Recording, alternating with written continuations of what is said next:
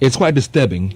Even when you heard in that excerpt where the man is saying that people who buy even sugar cane and chew are exposed to some of these medications in the waste that has been disposed.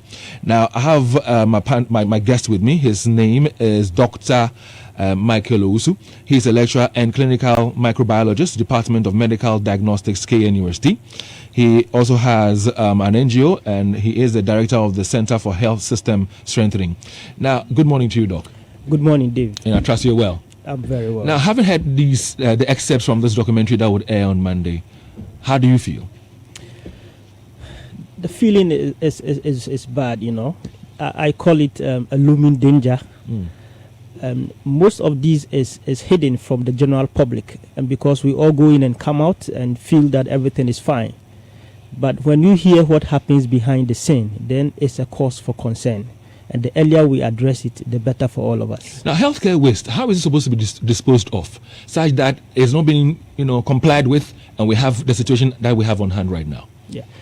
So the issue of healthcare waste has been with us for so many years. So in 1992, for instance, I'm aware of a policy from the Ministry of Health that tried to spell out how healthcare waste must be dealt with. This was under Major Koshiga. It was implemented in 2006. In that, during that period, they did a study by the KMA, and they found out that about 1.2 kilograms of waste is generated per day per hospital bed.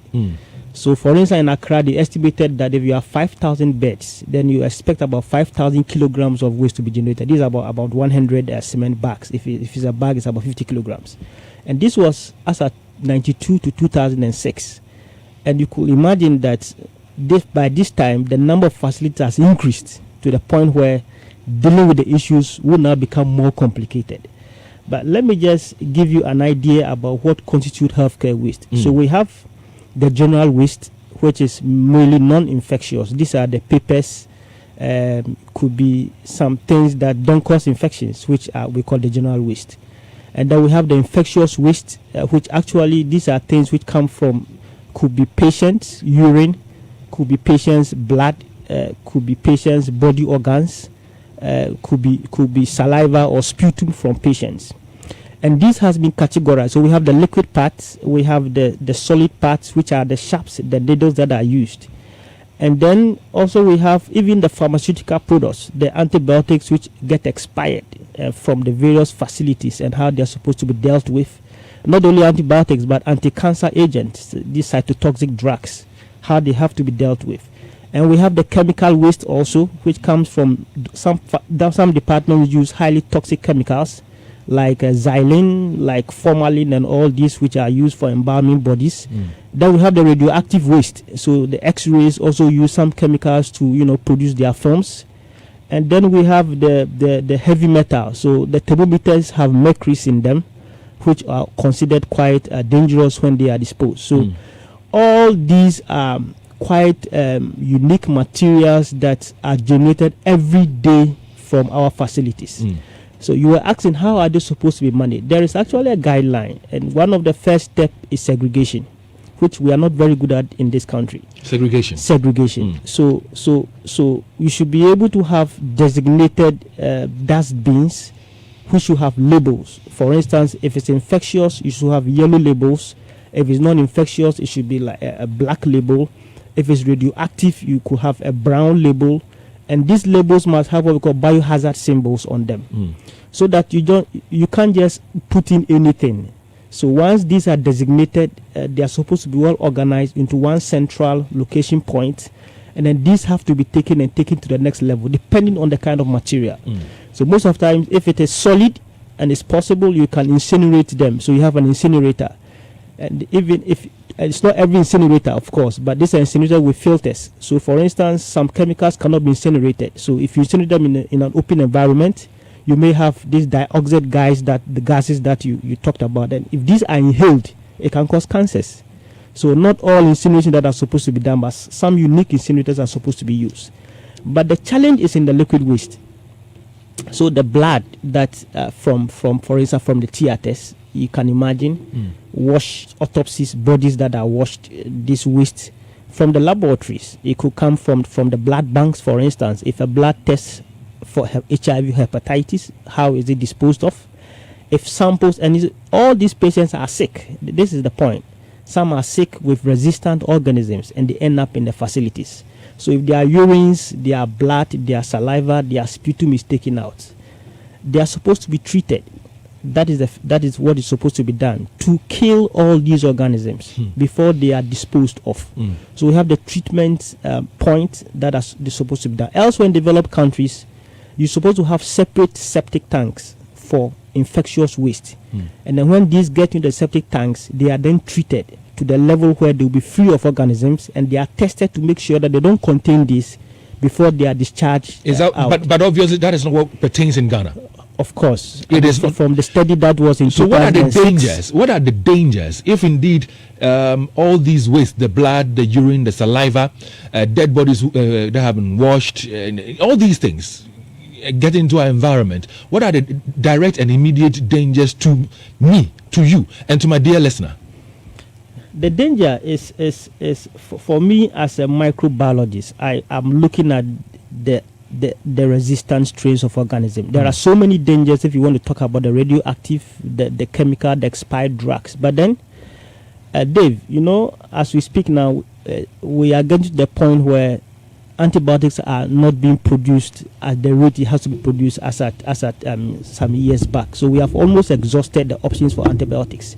And antibiotics are used for treating bacterial infections. And it's believed that about 28 million people are exposed to antibiotic-resistant bacteria across, the entire world. And in Ghana, there has been studies in various places that have found that some bacteria cannot be treated.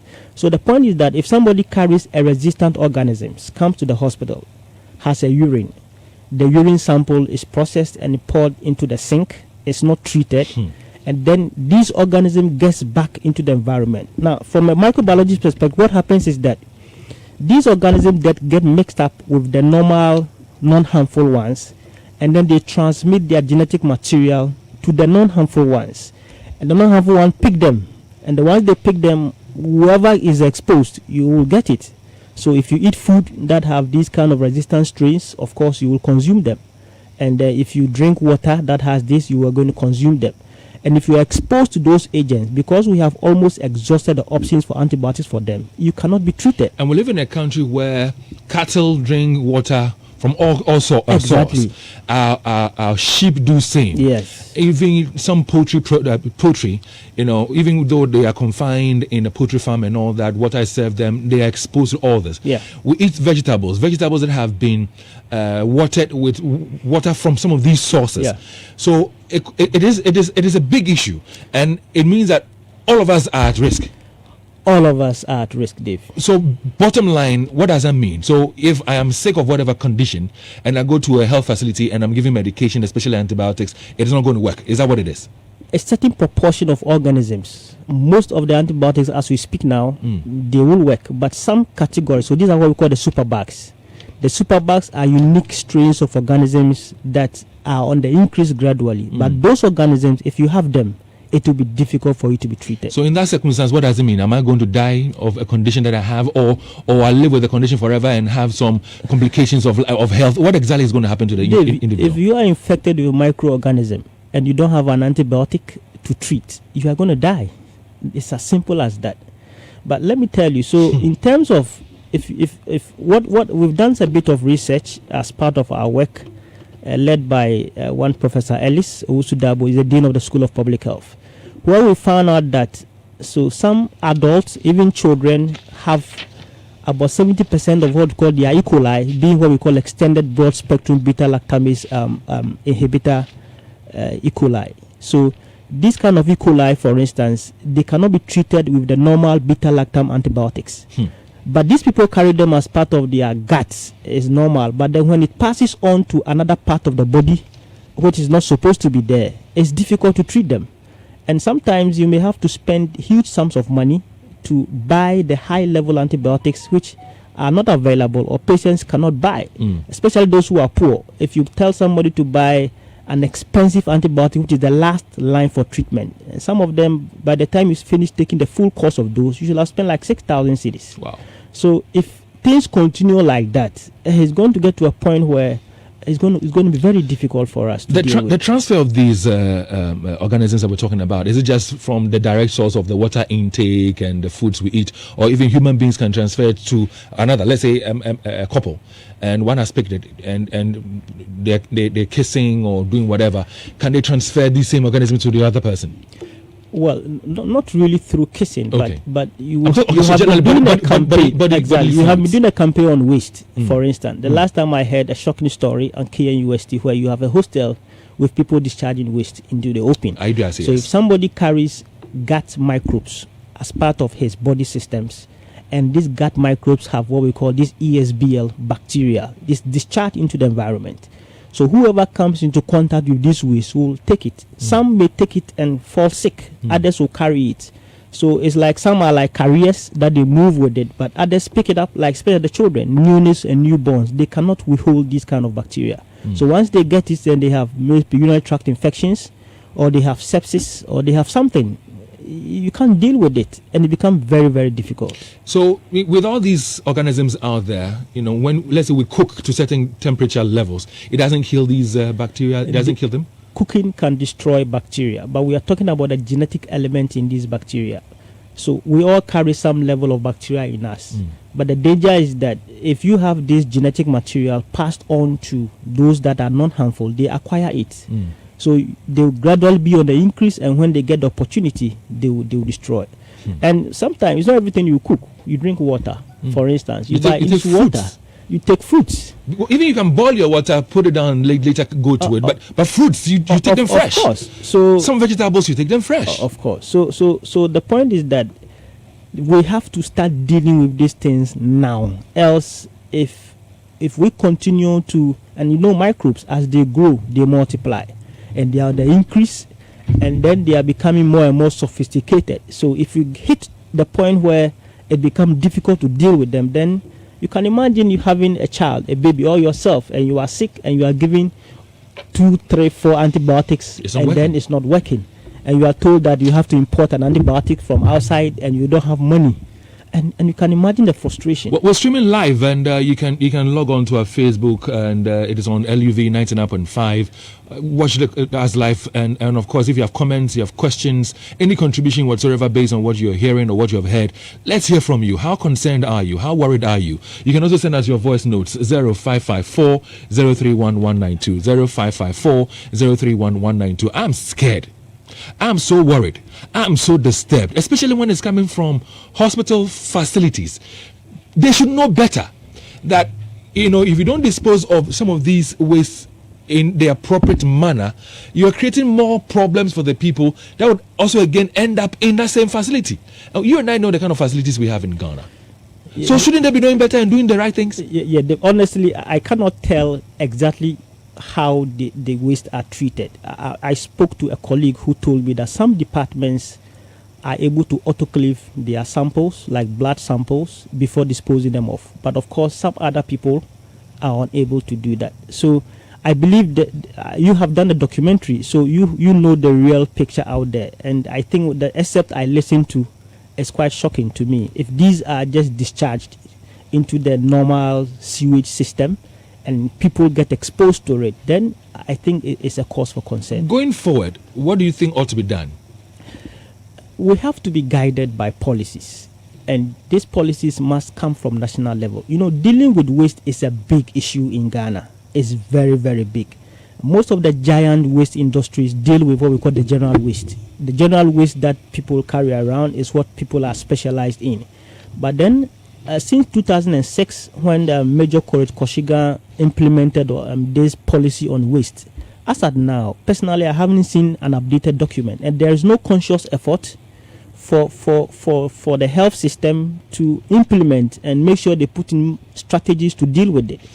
And I'm also much concerned about even the number of health facilities that are coming up. The private facilities, the private laboratories around, every kiosk, every corner. Everybody takes blood, everybody takes urine. every testing is done at every corner. And they wash it through their they wash it drains. through their sink. And it goes through our so drains. who supervises? And what are the measures? So, in the developed world, for instance, if you want to set up a health facility, there are criteria you go through. If you don't have a system for managing your waste, you don't even start it.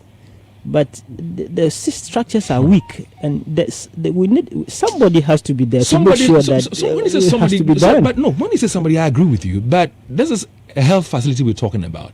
This is a laboratory we're talking about, and they know the dangers in doing some of these things. I might not know. That's not my field. Yeah, I might not know, but they should know better. You know, and so based on this documentary, and I keep saying the documentary will air on Monday at 8:30 on the Joy News channel. It will again air on Tuesday at 6:30 on the Joy News channel. Any sanctions based on what is happening? Do you think that some facilities ought to be sanctioned? Of course. I mean, as I said, whilst you speak, let's activate the phone lines now on 0322083596. What you have heard so far, what you're hearing, how does that make you feel? And I pray that you make time and watch the full documentary that airs on Monday, all right? But how do you feel on what you're hearing? You are sick. You go to the hospital, you want to get treatment, and unfortunately, you're not getting better. Why? Because some organisms have been put in our environment. They're in our water bodies, they're in the food we eat, they're all around us, and it's creating problems for us. Let's hear how you feel having heard all this. 0322083596. Now, Doc, I was asking about sanctions. Sanctions have to based on policies, people must be educated about these policies, okay, and so possibly enshrining laws. I'm sorry, let me go to the phone lines. I'll come back to you shortly on the sanctions. Kofi, good morning. Good morning, Dave. Yeah, let's hear your thoughts on this issue. Yes, I want to ask the doctor if he knows there is a department at Komfanoche whose responsibility is to supervise. Sorry about that. The lines went dead, so let's try again. Let's hope and pray that the lines will work again and we can hear from you. 0322083596. Now, if you're listening to us, have you grown some resistance yourself to some of these antibiotics? How do you feel hearing all this right here on Love 99.5? We'd love to hear from you. So, Dave, I think I heard the colleagues trying to bring the mind to them. I think they have an environmental and sanitation unit at the hospital. As I said, they have their own structures, and I'm not aware of how these are done, but I think they have systems in place that they use to deal with it. But you have done the documentary, but having a system in place, you know what you have done, so you can be the best person to tell the public about exactly what you found. Okay. For me, as a microbiologist, I'm looking at the dangers of this based on what you have presented. Paul, good morning. The phone lines are not being friendly at all this very morning. Sincere apologies to our listeners. I don't know what is wrong with the phone lines today. Please pardon us, but keep trying. I'm sure you get through and we would hear your contribution on the show. So now land on the sanctions for me. Let's try and fix the phone problem. Yeah, so sanctions must be based on policies. And of course, when you make policies, you should be able to educate people about the policies and make sure that they adhere to the policies. Okay. And you can take it to the level of enshrining them in laws, where if people breach these laws, you can either close down their facility or you may not want to allow them to set it up. And it's a general problem. This is, I think it's a bigger picture out there. We're concerned. We're concerned. Let's start crying about ourselves and then we'll talk about the others later. Kwame Na is on the line. Hi, Kwame. Good morning. Good morning, sir. Let's hear you, Kwame Na. Dave, this thing, we are not safe, as you rightly said. I want to ask Doc, who regulates all these things? Do we have a regulatory body who regulates them so that we know the right things are put in place in the hospitals? Thank you. All right, so he's asking about regulation, and at least Kwame Na has come through fully. We've heard his contribution. Paul, we lost you. Kofi, we lost you. Sorry about that. I think the phone lines are good now, so we can go. 0322083596. If you have any question, Doctor is more than ready to respond to your questions for you as well. Give us a call. So he's talking about regulation. Yeah, we have the Environmental Protection Agency that are mandated to assist, the various facilities. And if you look at what was developed in 2006, they are supposed to work with the district assemblies and connect with the facilities and ensure that the waste systems are managed properly. So the Environmental Protection Agency is a strong body that is supposed to do this. If you talk about the other radioactive waste, the Ghana Atomic Agency are also have the mandate to make sure that the radioactive waste, the chemical waste, and other things are done. The Food and Drugs Board, they also ensure that, for instance, blood samples, especially from blood banking facilities, are well regulated, and I think they have been doing some work with some facilities. I know in Kofanochi, some of them have been there to assist them to be able to manage their blood waste. As I told you, a colleague told me that they are doing that. So there are bodies mandated, but I think that the kind of the force that has to be put to this is what we have to make sure that it is done. Well, 0322083596. I know some of you have called, the line dropped. Sincere apologies to you, but keep trying. I'm sure you'll get through like Kwame Naa did, and we'll hear you. 0322083596. Let's hear you. Well, I'm told that this one also dropped. I don't know what the problem really is. Now, things are changing at Barclays Bank, Ghana. Now, as we get ready to change our name to ABSA, you'll start to see more of our new look whenever you visit the branch. That means a vibrant new red. This is warm and powerful, passionate and proud. A red inspired by the color that is woven through our African land and skies. Try one of our new look ATMs and experience the next step in our journey to ABSA. Now, our color may be new, but our commitment to you, our cherished customer, remains the same. Barclays, part of the ABSA family. Barclays Bank Ghana is a registered commercial bank. The Barclays brand is used under license. Hi, let me try this one. Hi. Well, I'm told that his name is David. Hi, David. Good morning. Good morning. I would like to share my view about the issue. I nearly died. It seems last month I was sick, seriously sick, and I've been to the hospital. When they give me the drug, my temperature would just go up, and it took the grace of God for me to live. So I think these things goes around and affect us a lot. So we need just to do something about it. We need to hold the hospitals responsible so that they work towards these things. Well, thank you very much, David. There, 0322083596. Now, have you ever heard prices going down? Certainly not. Prices always go up. Transportation, rent, electricity, you name it, they keep going up. But there's some good news for you. Now, our favorite Ideal Milk has reduced prices to 3 cedis per. Unbelievable, right? Well, Yatitisu Brutal, your number one choice of milk, is now more affordable than ever. So go ahead, enjoy your breakfast with your affordable Ideal Milk. Natural breakfast, no papebi. Add Ideal, Ghana's favorite milk, to your beverages, your porridges, your cereals, and your Gary soakings. Yatitisu Brutal. Hi, good morning. Good morning, David. Yes, but let's hear your thoughts on the issue. Yeah, I think in Ghana here, the institutions are so porous, so weak, because it is people's responsibilities, but they have neglected. They think what is going on is going to affect somebody at setting that corner. But I'm telling you, we are all going to be the victim of any situation that we are creating. So I think the institutions must be up and doing. Thank you very much. Well, thank you as well for your call on the show. Now, business and employment opportunity is here for all of us. Meeting is going on. Now, would you be open to a side project that didn't interfere with what you are currently doing? Are you an unemployed graduate struggling to make ends meet? Now, do you know anyone that has been affected by the economy that might be open to making some extra money? Well, if this is you, then make a date with Wellness and Wealth Fanatics and Super Life Ghana to see their breakthrough health and wellness products presentation that will change your life. You can become a distributor and reap massive profits, or become a partner and live your dreams. It's happening on Saturday the 23rd of September and on Sunday the 24th, and venue will be the City Style Building, first floor, Abebu Express, Amakom, Kumasi. It will be at 4 p.m. sharp. Your journey to financial freedom is about to begin. Call or WhatsApp 0243-382-431 to reserve your seat. Hi, good morning. Yeah, hello, good morning. Ofori, let's hear you. Yes, right. Thank you very much for this expository. And my concern is that as we are already aware of the Ghanaian system and culture, after such expository, that probably will be the last time we hear of it.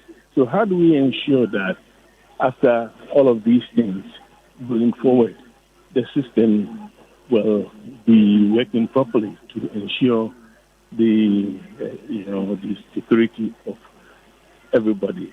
The The last time I bought Coartem from a particular drugstore, I was asked boldly by the attendant whether I wanted an original one or the second version.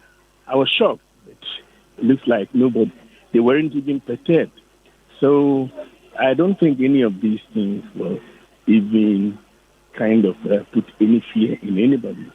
So how do we ensure going forward that in spite of all this security, there's going to be security for all of us? Thank you. Well, thank you very much. 0322083596. We're having challenges with the phone lines, but there's one particular line that is working. So keep trying. You'll get through to that line and we'll hear you. Ghana, are you ready? Frytol is on a search to unearth great talent in cooking, and it is on a mission to make dreams come true. Frytol Enriching Lives competition is the biggest TV reality cooking show. Now, the winner of this exciting TV reality show gets a life-changing award of 100,000 Ghana cedis business investment. Yes, you heard me right, say 100,000 Ghana cedis business investment. Make a date with us every Saturday from November 16th to it ends, and it will air between 6 p.m. to 7 p.m. only on the Joy Prime channel. Frytol Enriching Lives is brought to you by Frytol Enriching Lives, unearthing talent, fulfilling dreams. So, Doc, somebody was asking the question about the Coartem bit a while ago. How do you respond to that very one? David, is another big topic that maybe have to deal with. So if you talk about antimicrobial resistance, first of all, waste is one arm of it, but then substandard drugs is another part of it. So you can have a generic compound, but they come in different trade names.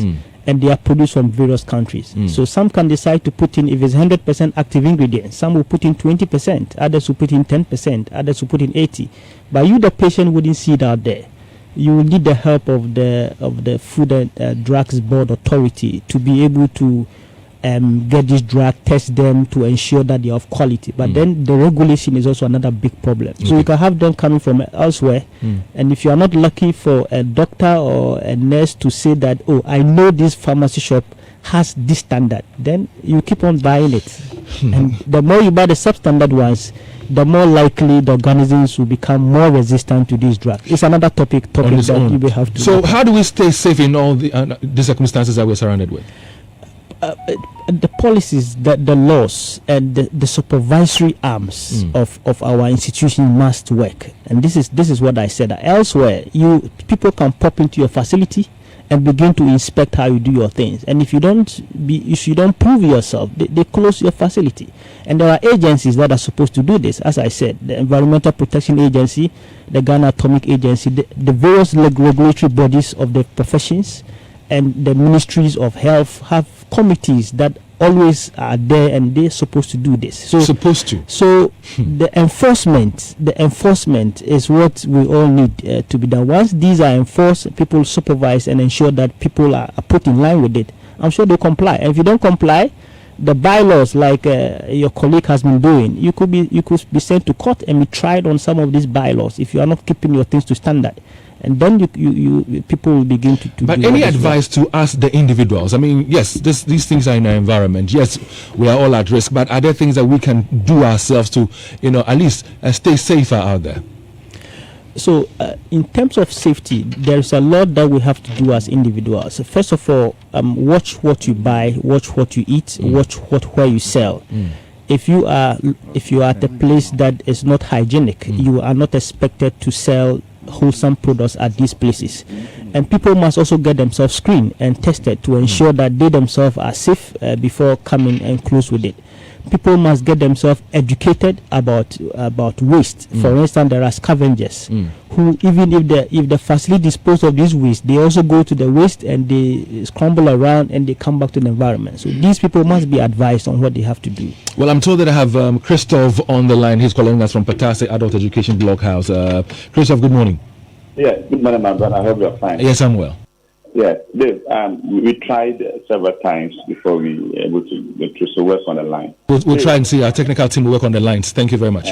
Yeah, Dave, on the 8th of December, 5 p.m., fundraising to build a school. Christoph, stop there. Stop there. I don't want any trouble with you this morning. Thank you very much. The conversation has to do with these antibiotics in our water bodies and in our environment. What's your thought on it? Yes, Dave, to me, we know these things way back.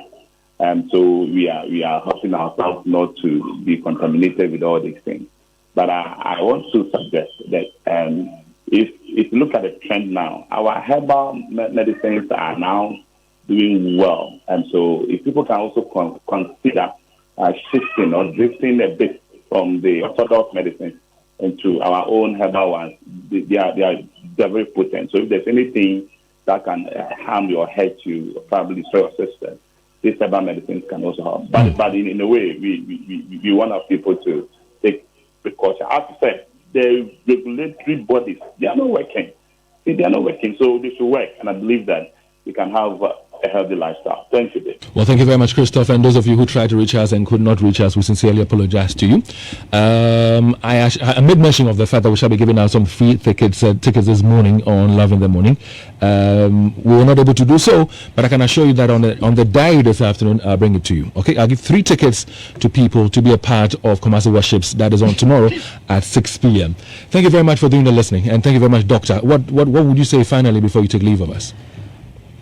We all have to join the campaign, and personally I'm happy about what Love FM is doing. There has to be the public campaign out there to push the regulatory bodies, to push the supervisors, to push people to act. And all of us have to join this force, because if we all sit down idle and behave as if we are not concerned, it may be your child, it may be your mother, it may be your sister, it may be your relative. So, and it could be you yourself. It could be myself sitting down here. So let us make the advocacy. Let us keep talking to ensure that we do this to help ourselves as a country. Well, thank you very much, Dr. Michael Owusu, and of course to you, Joel, to NGO, and the team that produces the show. I'm grateful to you. Coming up your way is some more conversation, especially the boss for Vodafone is going to be on. Any question about that network, Vodafone, if you put it in, I'm sure you get some responses. Once again, thank you very much for listening, but keep listening to Love 99.5. We've got more for you.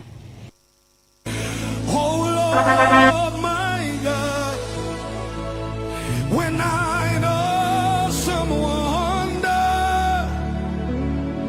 consider all the works thy hands have made.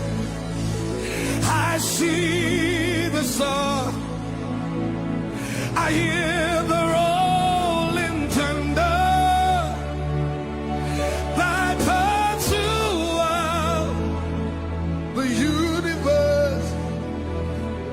For you deserve the glory and the honor. Lift your voice with me tonight. Lord, we lift our hands in worship as we bless your holy name. You deserve the glory and the honor.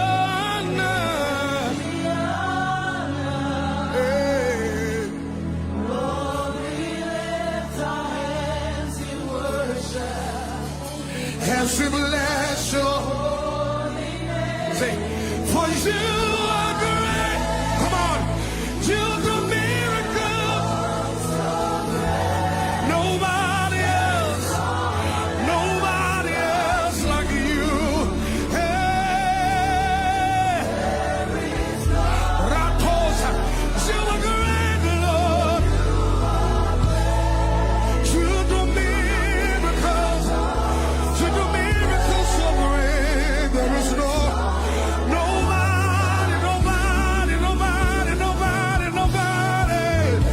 Hey, you are great, Lord.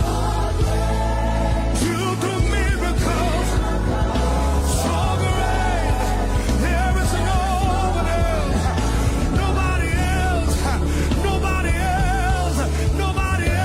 else. You are great, Lord.